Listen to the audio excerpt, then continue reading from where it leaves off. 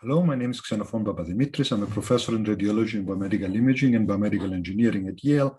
This interview is part of a collection of conversations with experts in medical software from academia, industry, and regulatory agencies, and is supplementary material for a Coursera class Introduction to Medical Software that will appear in the fall of 2021. Our guest today is Christian Kästner. He's a associate professor of computer science at Carnegie Mellon. He's at the Institute of Software for Software Research. And his interest, and this is why I'm very interested and excited to talk to him, come in the interaction and the integration of software engineering and artificial intelligence and machine learning, and how one builds proper software engineering when part of the modules involve artificial intelligence and machine learning, which are not the traditional concept of software engineering and software design we're used to. So, Christian, thanks for joining us. It's a pleasure to have you. And the two of us have talked before. And actually, I came to know you by looking through the materials for your class, which I completely recommend. If people need to read more about the topic, just search for Christian. We'll put the link in the notes. The reading material for this class is a wonderful resource. So let's start just to give a summary overview first. There was a science of software engineering, if we can call it a science, that has gone on for however many years, the last 20, 30, 40 years. And all of a sudden, we have machine learning now, and it's changing how we do software engineering. So what, at the high level, what are the big issues? What are you seeing that is changing how this thing works? What are the challenges that we're facing? We'll get into details more later. Yeah, we just celebrated 50 years of software engineering. So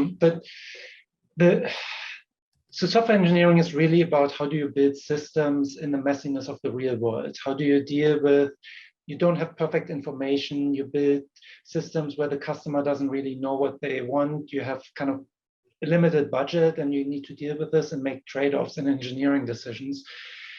And we have a lot of processes and have thought about how to kind of think before you start coding and a lot of those things. And there are some key principles of how we abstract, how we decompose systems, of how we kind of specify parts of the systems. And now we have machine learning there where we don't explicitly code a piece of software according to a specification, where we don't say, like, implement a square root function and here's how it works and here's what the right solution is. And you just try to make this fast, right? Or you do some text computations or something like this that's well specified. We actually have these code fragments that we learn from data, and that kind of approximates something where we have a vague understanding of what should happen, but we use machine learning precisely because we don't have a clear specification. So we don't know, how do you detect cancer cells in an image? We don't write code line by line because we don't know how to do this. We kind of learn it from data. And the key problem here is we learn this thing and we don't fully understand how it works. So in the traditional concept, you would think of this as an unreliable component that mostly works, but sometimes fails, and you don't really know when it fails. So you kind of need to design your entire system anticipating that it isn't always going to work correctly. You don't really have a notion of what correct actually always means. So that changes a lot of the engineering, but also brings in a lot of methods that we have already developed to deal with unreliable components, where you kind of start thinking about how do you build a system that works if you can't fully rely on each component, if you don't really know when something is working correctly and so on. Yeah, so let's just start there, actually. Let's start at the end and we'll work our way backwards. So what historically are techniques that people have used when using unreliable components, right? So this is part of the problem. Now, the machine learning people will object to us calling what they develop unreliable components, but from a perspective of understanding completely what it does, it most certainly is that. What are the techniques that people have used in the past, and what are you seeing being applied to this modern paradigm here? To just insist on unreliable component, maybe the wording isn't perfect, right? But if you're getting 95% accuracy in many settings, you're happy with that. And 95% accuracy means 5% of the answers are wrong, right? In that sense, and you don't know what 5% those are necessarily, right? So you kind of always, when you use machine learning, you expect that you get some wrong answers, and you don't necessarily know when. And they can be wildly wrong, right? They are very different kinds of wrongs than what humans would do wrong. I think that's one of the key assumptions, that you always need to anticipate that there might be a wrong answer somewhere in there. So in traditional software engineering, this often comes up in the safety context, kind of safety engineering, if you think of aerospace systems or something like this.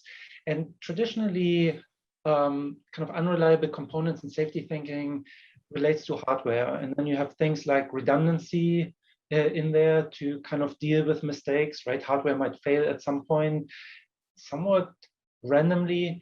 The larger problem there's actually often you build the slightly wrong system with the wrong assumptions. So there's a lot of kind of analysis of requirements, thinking about what do we actually know about the environment, what kind of, well, the assumptions that we're making about the machines. There's a famous word about the word in the machine. How do we specify systems? To really think about when we specify a system, there's certain things that the system knows, but it's an abstraction of the real world that we see through sensors and that we affect through actuators. So we don't really reason about the real world, but through an abstraction of the real world. And most of the conflicts are actually at this section, kind of where the system assumes something about the real world that isn't actually true.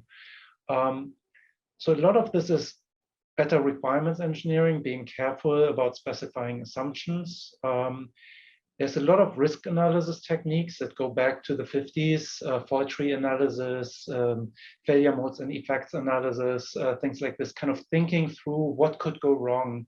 And again, if you think of machine learning as an unreliable component here, you have a very direct mapping where you think, oh, this thing might fail.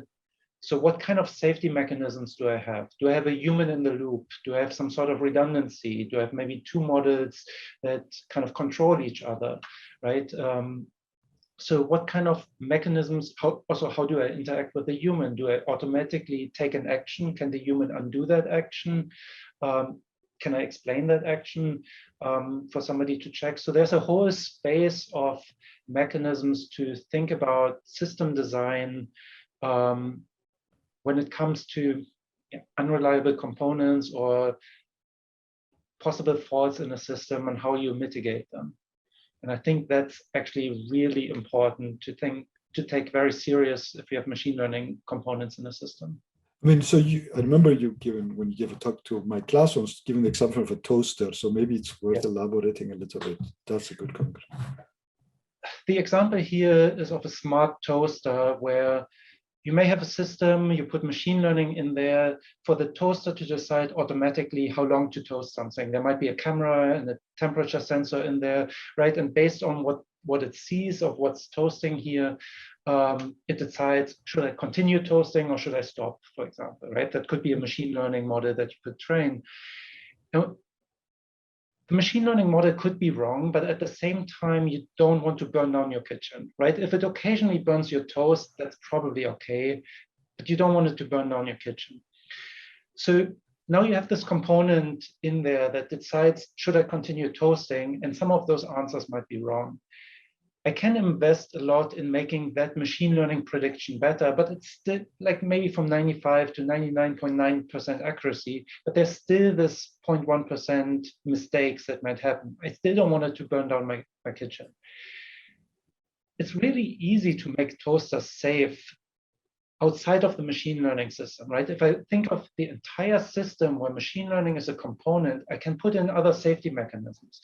I can have a non-machine learning component that looks at the temperature sensor and says, if it goes above a certain limit, shut down the thing, independent of what the machine learning model says. I can even go a step further. I don't even need software.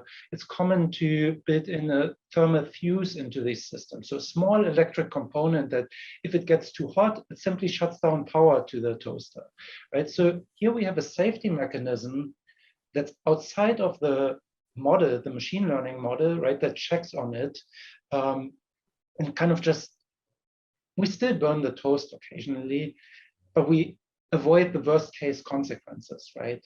And I think in a lot of machine learning systems, that's really what you really want to think about, probably also in medical systems. How do I get a human in the loop to check the answers? How do I detect kind of wrong outcomes and consequences?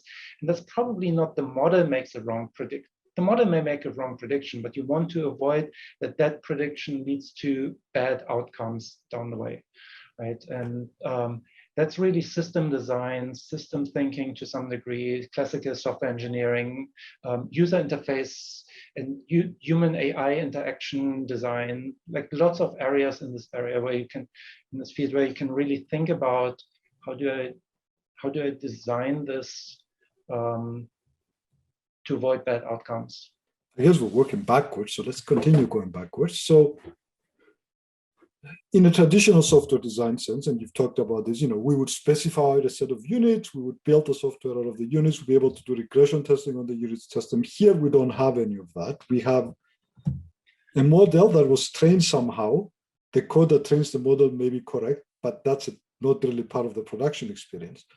So now we have to come to this testing situation. And how do you establish confidence limits? And what are you seeing out there in other non-medical areas, which are perhaps a little bit more ahead of us in terms of their application, as to how does testing happen? How do you establish confidence in this model? So testing is actually very, very different from machine learning components. There's a very established process, but if you come from a software testing background, it's very different.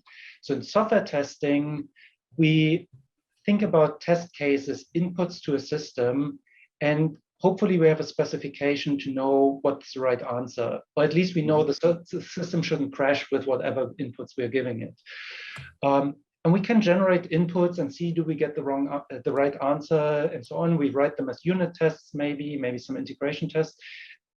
And if there's a single case where we get the wrong answer, we just say there's a bug in the system, right? We should probably fix this. Not all bugs are actually fixed in practice, but we would say the system misbehaved, there's a bug here, something we can potentially fix. In machine learning, we don't have a specification. We don't really know. We have a few examples typically. Labeled data is the most common thing. You have an input, an image, and here's what you expect, right? Cancer or not. And we have example data, we feed the example data in, we see how often do we get the expected output. We measure accuracy or many other metrics in this area, recall precision, efficacy, whatever. And we get some percentage typically, and we kind of see how close do we get to what we want. We don't usually know for arbitrary inputs what we're expecting. So kind of the way that we're writing test cases is not the same, how we can pick examples. We typically select a representative sample of data that we're testing on. We're not really looking at corner cases as we might do in software engineering. If one prediction is wrong, that's not the end of the world, right? We accept it, it's just lower accuracy. In the end, what we're looking for is not really correctness of the system, because we don't really know what correct means, right? Traditionally, correct would mean all the answers are right to some standard, to some specification. We're kind of looking for fit. A nice saying here is all models are wrong, but some models are useful, right? So what we're looking for, is there a model that's good enough to be useful in practice, that works most of the time or in a sufficient number of cases? There might be some hard problems where 10% accuracy might actually be much better than we had before. And there are some problems where 99.9% accuracy is not acceptable because it's not useful for the problem, right? So typically we evaluate accuracy, and then we need to make a judgment whether that's good enough for how we integrate that into a system. Right, so that's how we test models, with input-output examples most of the time. But then we also want to test the system. So now we need to think about the model integrated into the larger system. And here we often talk, you can think about traditional things as integration testing here too, like have some scenarios of somebody using the system and seeing what the experience is. But again, you probably want to look at a large number of samples, see how it works. And we're pushing a lot into testing in production here. So you actually deploy the system and see how it actually interacts with people, because often the test data that we have for evaluating the models is not necessarily generalizing to the production data. So it's very common that the training and the test data is from one distribution, it shifts a little bit. Like in the medical setting, it's often you have training data in some hospital with a certain population in that region where that hospital is, and it may not generalize to a different hospital in a different region where your demographics are different, where maybe you have slightly different scanner or the scanner is not calibrated the same way in medical imaging, right? So you have these drift issues. So it's very common that you actually test in production. So for that, you need to have some way of measuring how you're doing in production, kind of continuously observing. You make some predictions. For example, how often does a radiologist agree with your prediction or disagree with it? And if you see that this kind of goes off the charts, like you're really bad in this area, then you probably don't want to continue using this in production. You probably need to collect more data in this area, retrain. And that's another challenge in building these machine learning systems, is that you kind of need to continuously think about, prepare that you need to continuously retrain these things, collect more data. So it's not you release it once and you're done most of the time. You want to monitor them in production, you want to update them. It's not that we have never done this with traditional software systems. Those also get updated all the time, but it's a different quality. And because we kind of don't have a good specification, right? It's not that the specification changes, it's the data distribution somehow changes, for which we often don't have a great handle of how to do this, how to detect drift, how to characterize the data, and so on. That's often much more challenging and requires a lot of planning and building the infrastructure to detect things in production and so on. So just to follow up, thanks, Christian, just to follow up on a couple of things based on what you just said here. The first one, you talked about, the human-computer interaction space here. And part of it involves giving the human some sense of how the computer came up with the decision it came up. And that's, of course, a fraud area. We hear words like interpretability and explainability. It's not exactly clear to me all the details of what these terms is, and they're more applicable. But if you can talk a little bit about that first, and then I have one more question to go for. Right, so that's a huge area of research these days, of how do you communicate results from a machine learning system to a human? How do you build trust? And also around ethics and so on, which we can talk about separately. Right, so explainability is really hard because we're not making decisions based on one or two factors that we can just say, oh, there's this reason, and that's how the model made the decision. There are some models where this works, like simple decision trees that I can, or traditional linear regression models that I can just look at and understand how it works. But what we're using most of the time is models with hundreds of parameters, thousands of parameters, or millions in terms of deep learning models, where we have usually no idea what's really happening. And even if we did, if I tell you that there's like these 5 million neurons and they had the following values and so on, you don't want 5 million explanations, right? So it's really challenging to identify, how do I present this to a user? How do I identify what's relevant here? And even people have studied explanations for a long time. Explanations that humans give other humans are almost always partial. They are not complete explanations. They are social, kind of depending on what you're expecting, and all these kind of things. So it's really hard to define what the real explanation is, and kind of hard to design. So there are lots of people who study what kind of explanations people actually want. So one example, there's a recent study from Google with radiologists actually that tried to ask radiologists, so if I give you a prediction, what do you actually want to know about the model or the prediction? So you can give me some bounding boxes, some explanations, but what radiologists actually wanted to know whether they can trust the system is a little bit about what data was it trained on? How is the model calibrated? Is this more like my colleague who always says this is a really bad case or really simple case? Like, I don't know the right terminology, but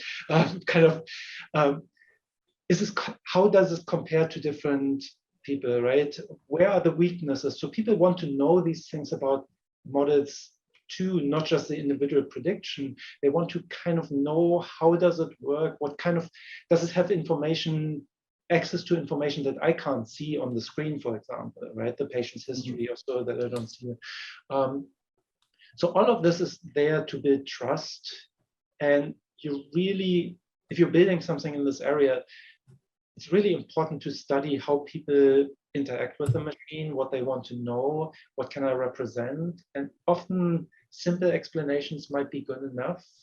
Sometimes no explanation might be good enough. There's a dark side of explanations too. People get overconfident in the model if there are explanations, right? They trust the model because there's an explanation, even though the explanation and the prediction is wrong, right? So they kind of get compliant.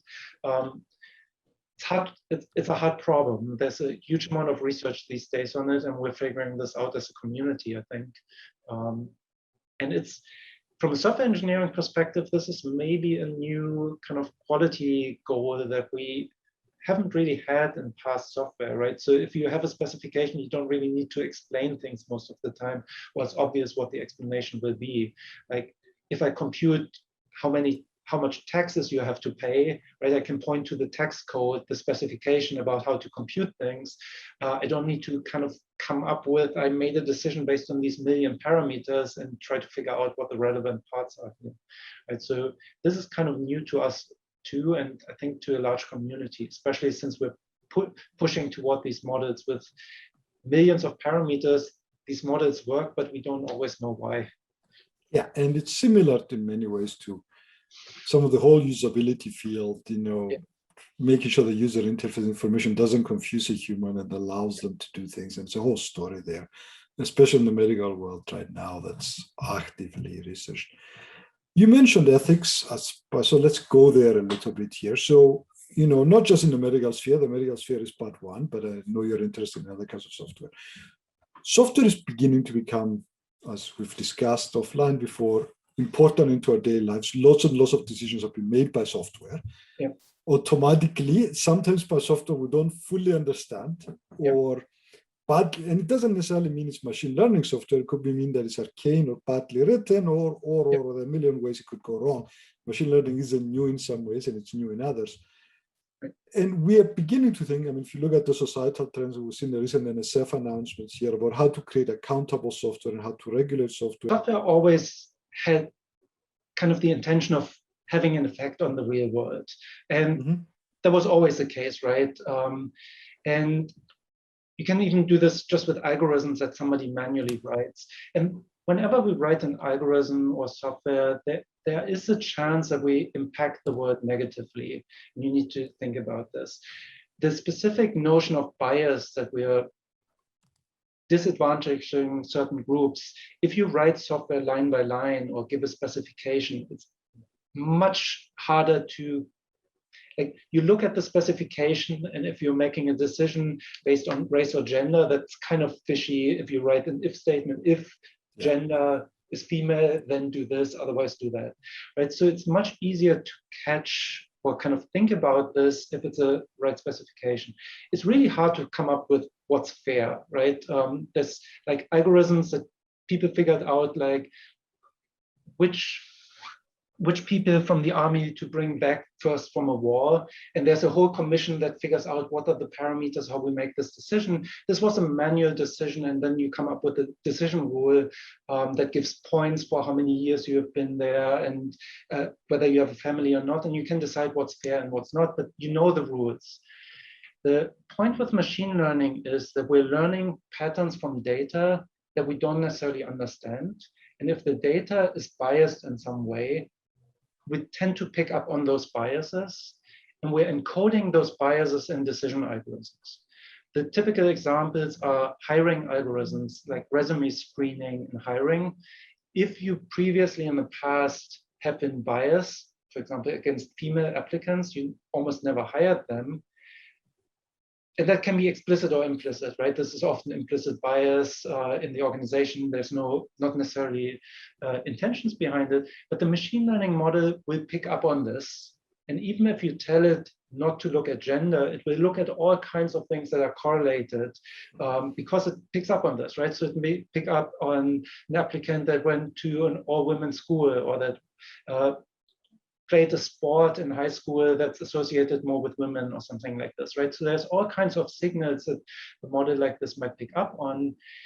And machine learning is really good at encoding existing bias in data, right? So you're not changing the world, you actually you're in danger of encoding and even amplifying existing bias because you're putting it into a decision system. And then if you make automated decisions, for example, about hiring, and you've been biased in the past, it doesn't get better, right? And you may even have a feedback loop where you're hiring fewer women, the system learns from this, right? And it gets worse and worse over time.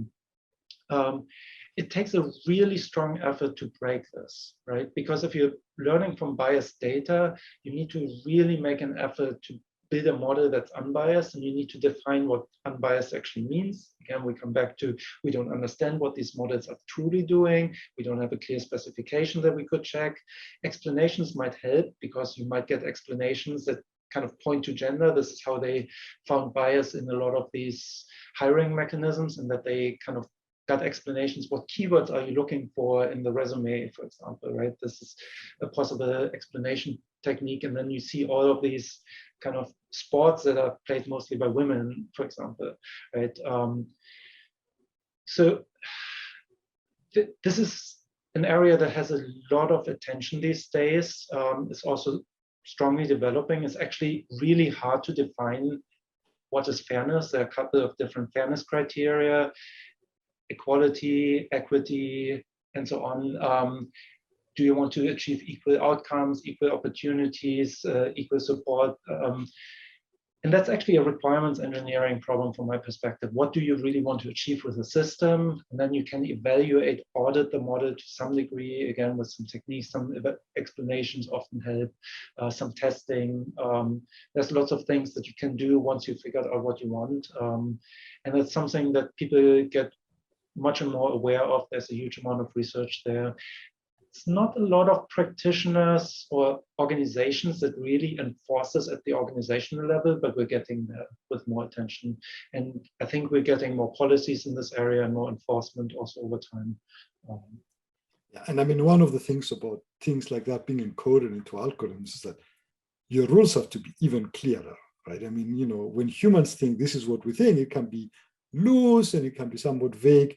If you have to implement this into code, all of a sudden there's no possibility for that, because I don't know how to write this program unless you specify it to a level that maybe even a human wasn't comfortable specifying it before, which is a challenge, right? But then again, in a machine learning system, something happens that you don't necessarily understand, sure. And that's sometimes wrong, right?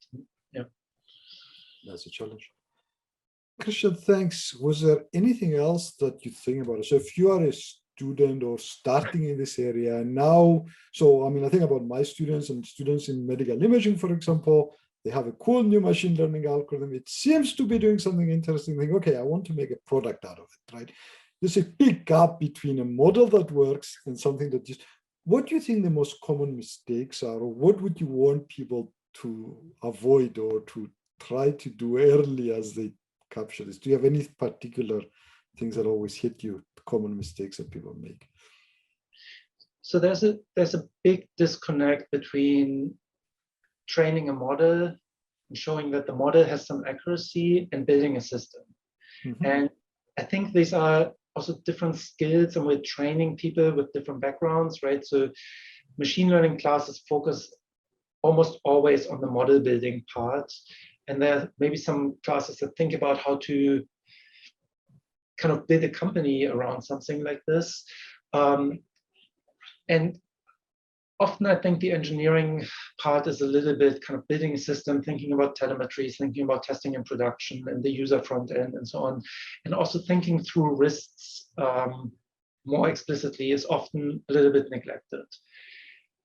I think it's very hard to find one person who knows all of those things, right? I think it's important to build teams that can actually bring this expertise together, right?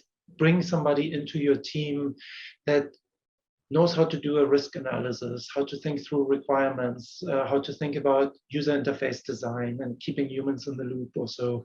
And I think if you have somebody going into this area, you won't be an expert on all things, but you can learn the concerns and the language of other fields, that you can talk to others. So this is something that I'm trying to promote always. You need interdisciplinary teams, and you need to at least understand a little bit what the other person is talking about, as you take them seriously. Right? So if you go into machine learning, try to understand what are requirements about, what are safety mechanisms, how do you do a risk analysis. You won't necessarily need to do this yourself, but you need to be able to communicate with somebody who does, right? And the other way around, pretty much everybody who goes into software engineering these days probably needs to understand at least the basic concepts of machine learning.